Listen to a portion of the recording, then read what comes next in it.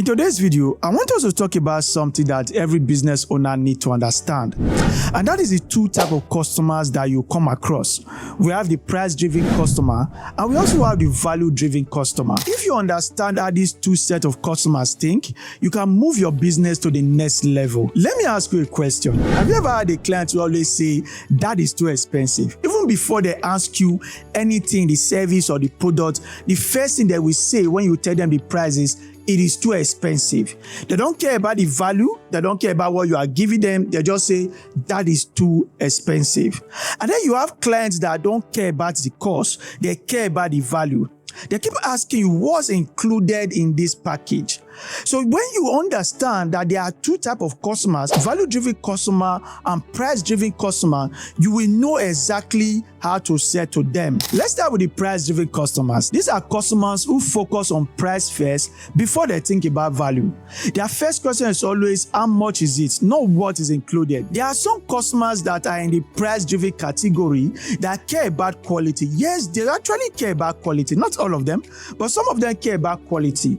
But they want that quality at the lowest price possible. They don't want quality that costs money.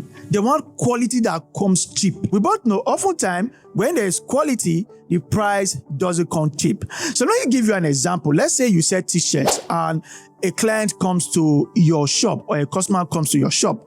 They're looking at the t-shirt. Some customers want that t-shirt that have quality, that you touch the t-shirt and you say, this cloth has quality in it, right? That customer do not want to pay for that cloth. You bring another quality and you show them, this one is for 10,000. Why this one is 5,000? None of 10,000 has more quality than the one of 5,000. But these price-driven clients, some of them will go for the one of 5,000 because all they care about is the cheapest.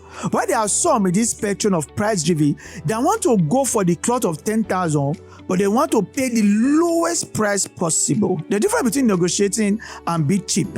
The ability for you to differentiate them and understand different customers in the customer chain, that is what is going to make you a successful businessman or a successful businesswoman. When customers that are price-driven are looking for vendors, they are not comparing the benefit of the product. They don't look at this customer and say, oh, this one is actually nice. It has this benefit, it has the features, it has this, it has that, it has this quality or not, right? They are not looking at that. They are comparing based on price only. Their main focus is on price. Who has the cheapest price? You might ask, how do we deal with clients like this? Well, if you are selling something that cannot be differentiated, if you are selling something that you and your competitors, you are selling the same thing, there's no difference. At that point, you have two options. You can either reduce your price or differentiate your product. But when it comes to price reduction, there's no winner in that game. You just keep reducing the price over and over again, right? You beat your price to 5,000, your competitor beat his price to 3,000. You go lower to 2,000, someone is bringing his price down to 1,000, right? You can either do that, but as I said, when you do that, you won't win. Or you can add value to your product to differentiate your product from your competitor's product. You can make money selling to cheap people. You just have to sell more. You have to sell more quantity. It is good that when you sell to these cheap people, let them know what they are getting. Because as I've said before, some persons might be cheap, but they want very high quality. So when you sell to cheap people and you want to make your product very cheap, you know that you will sell more. If you sell more, you are going to make more. Please always communicate what the customer is getting. When you are presenting a cheap product, don't present your cheap product as a premium price. No. If the cloth you are selling or the service you are rendering is substandard, don't present it as a standard or a premium product. As I've said before, you can add value. Or if you have not added that value, sell it as it is. Sell it as a cheap product.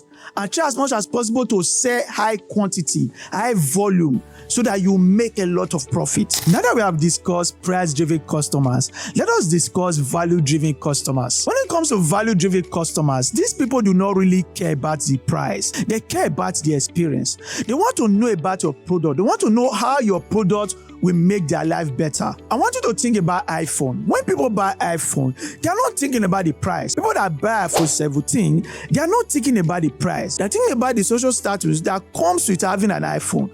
They are thinking about the ecosystem that the iPhone have. No one is buying an iPhone because of the battery. iPhone do not have the best battery.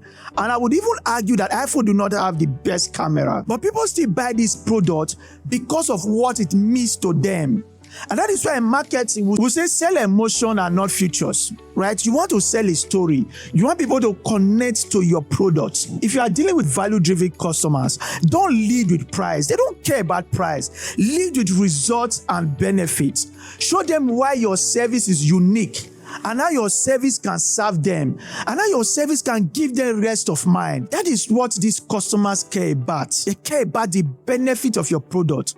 Even when you tell them this thing is 10 million naira, they will still buy, as long as they know that this thing has value. That is why they are value-driven customers. All they care about is value. What value will this thing add to my life? That is the first question that comes to their mind. Interestingly, customers in the value category do not care about a lot of features. They just want one or two features. But you see, customers in the price category, those that are driven by price, they want all the features in the world. They want you to give them all the features for the lowest price. But customers that pay very well, customers that think about value, they might just want one or two things. I'll show you that people that buy iPhone 17, they will not use that phone to the fullest capacity, because that is not why they bought the phone. People that are in this category, they just want to know how will your product better their life. Also, it is possible for a customer to fall into these two categories, depending on the product or service. A customer might be in the value-driven category for one product and be in the price-driven category for another product. For me, there are some things that I won't pay high for. Right? If I want to buy a watch today, if I'm buying a wristwatch, I'm not going to pay millions of naira for it. I won't buy a watch for 200,000. I won't buy a watch for 100,000, right? But I can buy a course for 500,000. I can pay 500,000 for knowledge. I can pay 1 million naira to attend a seminar, because I value knowledge. I don't value wristwatch. There are some persons that value that wristwatch and they will pay 10 million, 20 million naira for that wristwatch.